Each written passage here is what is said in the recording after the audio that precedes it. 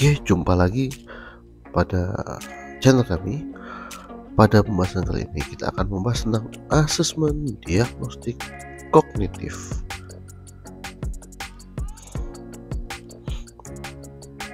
Apa sih yang dimaksud dengan asesmen diagnostik kognitif? Jadi, asesmen diagnostik kognitif adalah asesmen diagnosis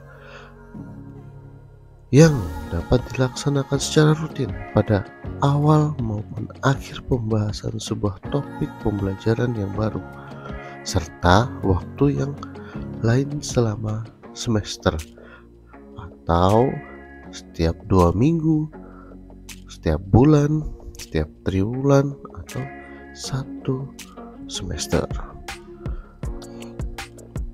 Asesmen diagnosis kognitif bertujuan untuk mendiagnosis kemampuan dasar siswa dalam topik sebuah mata pelajaran. Asesmen diagnosis dapat mengandung satu atau lebih dari satu topik. Jadi, boleh menggunakan satu topik atau boleh lebih dari satu topik. Nah, mengapa asesmen diagnosis kognitif diperlukan? Kenapa? Karena kita dapat pahami bahwa kemampuan dan keterampilan siswa atau peserta didik di dalam sebuah kelas tentunya berbeda-beda. Nah, asesmen diagnosis ini akan memetakan kemampuan semua siswa di kelas secara tepat, sehingga Bapak Ibu guru dapat menyesuaikan materi pembelajaran dengan kemampuan peserta didik yang sesuai. Jadi kita akan mengajar pada kemampuan peserta didik yang tepat. Jadi tidak memaksakan pembahasan. Jadi kita akan paham, kemampuannya sampai mana. Kalau kemampuannya rendah, kita kasih materi yang tinggi, pasti akan sulit dipahami oleh peserta didik itu sendiri. Selanjutnya, bagaimanakah proses asesmen diagnosis itu dilakukan?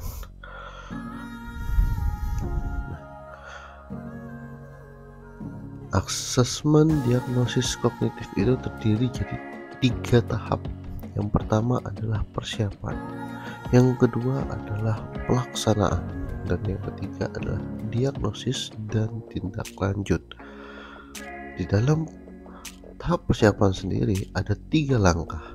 Yang pertama adalah membuat rencana pelaksanaan asesmen, yang kedua mengidentifikasi materi asesmen, dan yang ketiga adalah menyusun soal sederhana.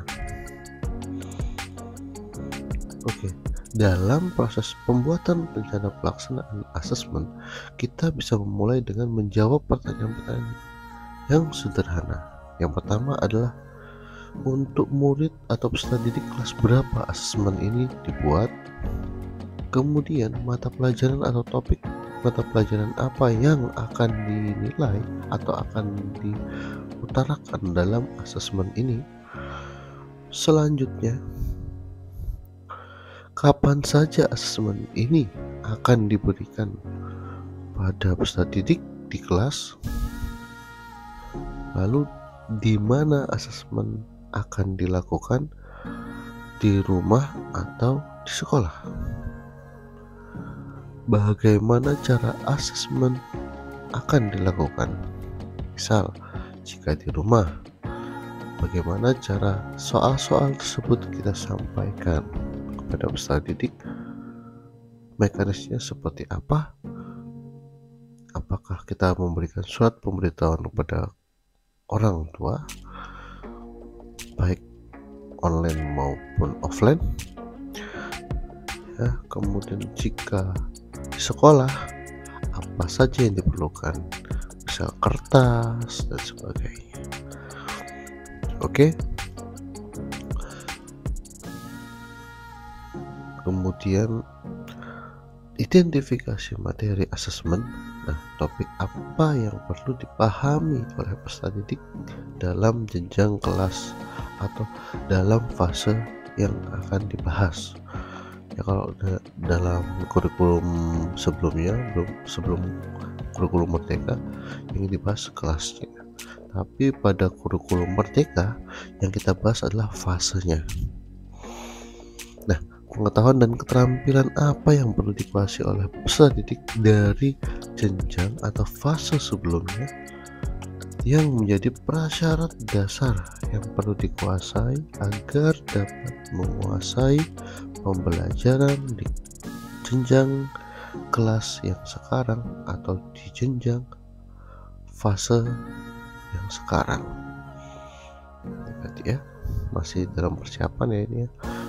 Langkah yang kedua adalah identifikasi materi dari asesmen yang akan disampaikan.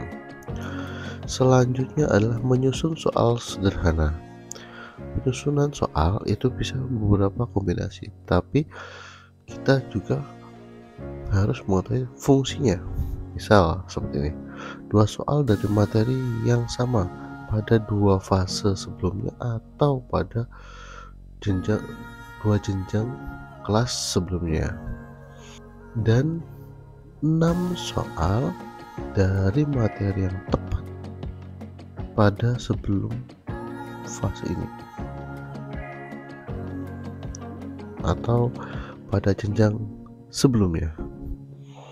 Misal fasenya fase F ya, fase E, soal-soal di fase E. Nah, kemudian 2 soal dari fase atau jenjang yang akan dibahas. Ini adalah soal sederhananya, bisa kombinasinya seperti ini. Tujuannya adalah saat ini benar semua, yang ini sebagian. Nah, ini berarti peserta didik memiliki kemampuan yang sesuai pada kelas itu.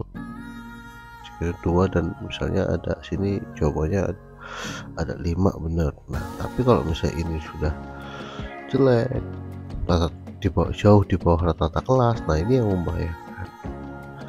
Yaitu bisa jadi kita buat kelas baru di luar jam pelajaran ya, jam tambahan, atau kita titipkan pada guru di kelas sebelumnya.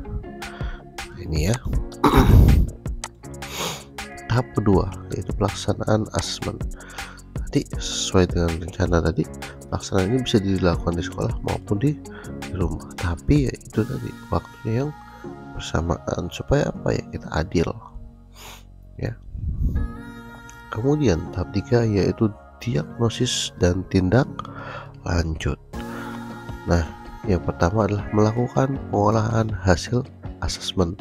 Di sini kita akan buat tabel yang berisi nama, butir soal ya, benarnya berapa soal tersebut.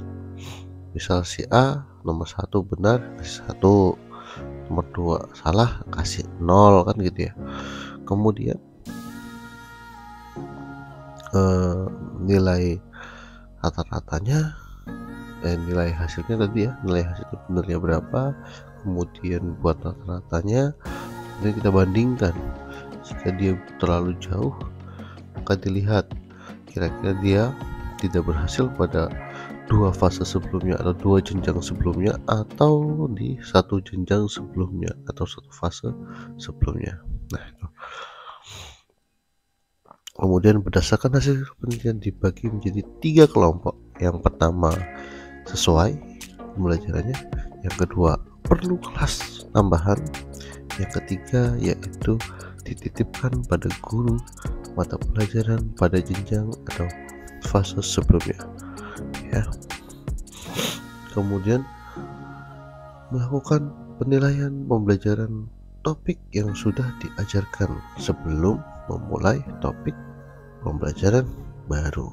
Jadi idealnya, baiknya, bagusnya itu setelah kita pembahasan, kita ada asesmen diagnostik.